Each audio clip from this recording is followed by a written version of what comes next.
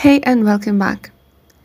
Today we will be discussing about the third term, that is Biosphere Reserve. So before talking about the Biosphere Reserves, we have to know what does the term Biosphere actually mean. तो Biosphere एक ऐसा reason होता है अर्थ की surface के ऊपर on या फिर अर्थ की सरफेस के अबाव या उसके बिलो, जहाँ पे आपको लाइफ मिलेगी, जहाँ पे लाइफ एग्जिस्ट करती है। तो अर्थ की सरफेस पर लाइफ 3 जगहों पे एग्जिस्ट करती है। सॉइल में करती है, एयर में भी लाइफ एग्जिस्ट करती है और वाटर में भी लाइफ एग्जिस्ट करती है। तो ये तीनों चीज़ें लिथोस्फेयर, एटमॉस्फेयर एंड हाइड्रोस्फेयर जो है अर्थ का, जिस पे लाइफ एग्जिस्ट करती है, वो तीनों कॉन्स्टिट्यूट करते हैं हमारा biosphere. Bio simply means life, तो बायोस्फेयर सिंपली एक ऐसा रीजन होता है जहाँ पे लाइफ एग्जिस्ट करती है। तो अब हम चलते हैं बायोस्फीयर रिजर्व्स पे। वो क्या होते हैं? ये ऐसे प्रोटेक्टेड एरियाज़ होते हैं जिनमें हम प्लांट्स और एनिमल्स को अपने नेचुरल कंडीशंस में कंजर्व करते हैं। यानी कि नेचुरल एनवायरनमेंट जो भी हमारे पास है, वो फॉरेस्ट हो या फिर कोई भी जगह हो, वहाँ पे हम उसको प्रोटेक्ट करते हैं, ठीक, और इन प्लांट्स और एनिमल्स को कंजर्व करते हैं। तो यही हमारा बायोस्फीयर रिजर्व होता है। यानी कि यहाँ पे हम सिर्फ लाइफ पे फोकस नहीं करते, यहाँ पे हम बायोस्फीयर में जो आ रहा था सॉइल, एयर, वाटर, इन तीनों फिजिकल कंडीशंस का भी केयर करते हैं, बिकॉज अल्टीमेटली ये 3 फिजिकल कंडीशंस हमारी लाइफ फॉर्म्स जो एग्जिस्ट करते हैं वहाँ पे, उनका टेक केयर करते हैं। तो प्लांट्स और एनिमल्स के साथ साथ जो वहाँ पे ट्राइबल लोग रहते हैं इन बायोस्फीयर रिजर्व्स के विसिनिटी में, उनको भी हम उनकी ट्रेडिशनल लाइफ को भी रिस्टोर करते हैं और प्रोटेक्ट करते हैं। तो सिंपली बायोस्फीयर रिजर्व्स की वजह से हमें उस एरिया की बायोडाइवर्सिटी कंजर्व रहती है। इंडिया में ऐसे ही 18 बायोस्फीयर रिजर्व्स है थ्रू आउट द कंट्री, जो गवर्नमेंट ने बनाई है to protect the natural habitats of plants and animals. इसके अलावा इन बायोस्फीयर रिजर्व्स में कुछ बफर जोन्स होते हैं जिनमें कुछ एक्टिविटीज़ ह्यूमंस कर सकते हैं, जिसका पर्पस इकोनॉमिक यूज़ होता है। तो बफर जोन क्या होता है? वो बायोस्फीयर रिजर्व के 3 जोन्स में से एक जोन होता है। तो 3 जोन्स कौन से होते हैं बायोस्फीयर रिजर्व में? कोर और कोर जोन, बफर जोन या फिर ट्रांजिशन और मैनिपुलेशन जोन प्रेजेंट होता है। तो यहाँ पे आप इस पिक्चर में देख सकते हो, ये बिल्कुल अर्थ के लेयर्स की तरह है। कोर एरिया जो है वो बिल्कुल सेंटर होता है बायोस्फीयर रिजर्व का, और यहाँ पे सारी ह्यूमन एक्टिविटीज़ प्रोहिबिटेड होती है। ना वहाँ पे एग्रीकल्चर कर सकते हैं, ना ग्रेजिंग कर सकते हैं, किलिंग और पोचिंग सारा कुछ प्रोहिबिटेड है।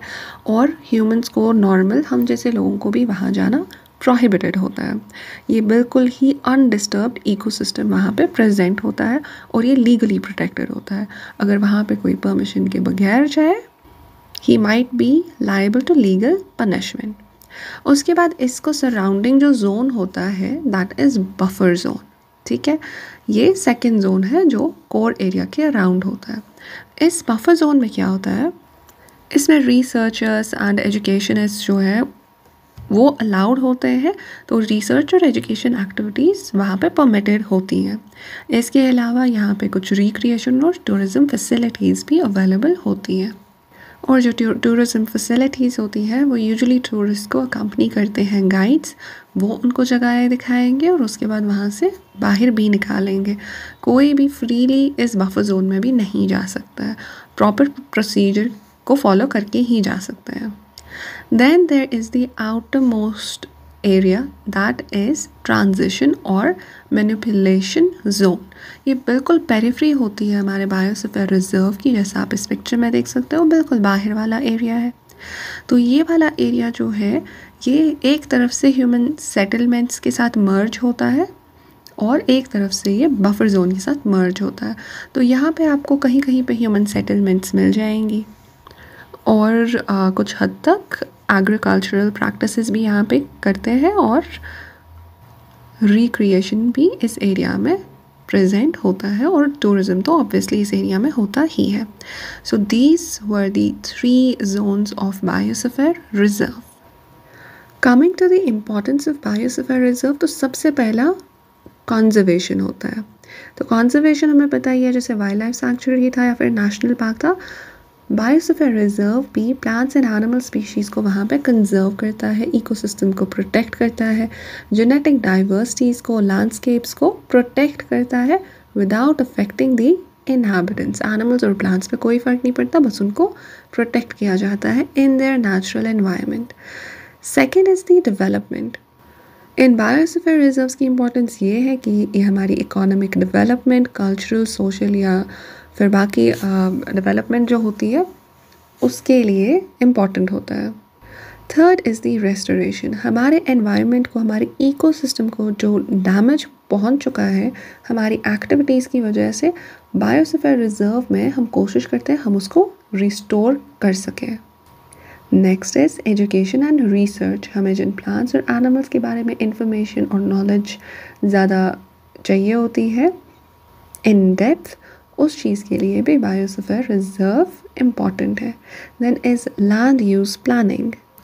इसमें क्या होता है, बिल्कुल डिफरेंट फील्ड से जो लोग होते हैं, वो लैंड ओनर्स हो या फिर वो फार्मर्स हो या फिर साइंटिस्ट हो या फिर इंडस्ट्री एंड कंजर्वेशन ग्रुप्स हो, ये सारे लोग जो है मिल के इस लैंड के अराउंड अपने काम करते हैं in cooperation and in coordination with one another, so that land को प्रॉपरली मैनेज कर सके, सो दैट फार्मर्स अपने हिसाब से इसके अराउंड एग्रीकल्चर भी कर सके और साइंटिस्ट अपना एजुकेशन एंड रिसर्च भी कंडक्ट कर सके, और इसके अलावा इंडस्ट्रियलिस्ट अपनी इंडस्ट्रीज का काम भी वहाँ पे प्रॉपरली कर सके in coordination with the other groups of people. Then next is healthy ecosystems. तो बायोस्फीयर रिजर्व की ये भी इम्पॉर्टेंस है दैट ये हमारा सॉइल इरोजन प्रिवेंट करता है और हमारे वाटर स्प्रिंग्स को भी प्रोटेक्ट करता है और डिफरेंट एनिमल्स और डिफरेंट प्लांट्स को भी प्रोटेक्ट करता है। तो हमारा इकोसिस्टम हेल्दी रहता है और प्लांट्स की वजह से फ्रेश एयर, वाटर भी क्लीन रहता है और एनवायरनमेंट भी हेल्दी रहता है। तो ओवरऑल इकोसिस्टम यहाँ पे हेल्दी हो जाता है। सो ये एक बहुत इम्पॉर्टेंट फैक्टर है बायोस्फीयर रिजर्व का। So as we said, there are 18 biosphere reserves in India, and these 18 biosphere reserves are listed here. And among all of these, Nilgiri Biosphere Reserve, जो कि तमिलनाडु, कर्नाटका एंड केरला में है, वो फर्स्ट बायोस्फीयर रिजर्व था जो India में establish किया गया था इन 1986। उसके अलावा बाकी सारे बायोस्फीयर रिजर्व्स भी हैं, but among all these Kutch, run of Kutch जो कि गुजरात में है, उसका एरिया सबसे लार्जेस्ट है, वो सब बायोस्फीयर रिजर्व से सबसे बड़ा है। So that was all for today. Hope you liked it and understood it, and I hope that it was easy for you. If you have any confusion or any question, you can mention in the comment below and I'll get back to you in the upcoming videos. Thanks for watching. Please do like, share and subscribe. Till then, study hard. Take care. Bye bye.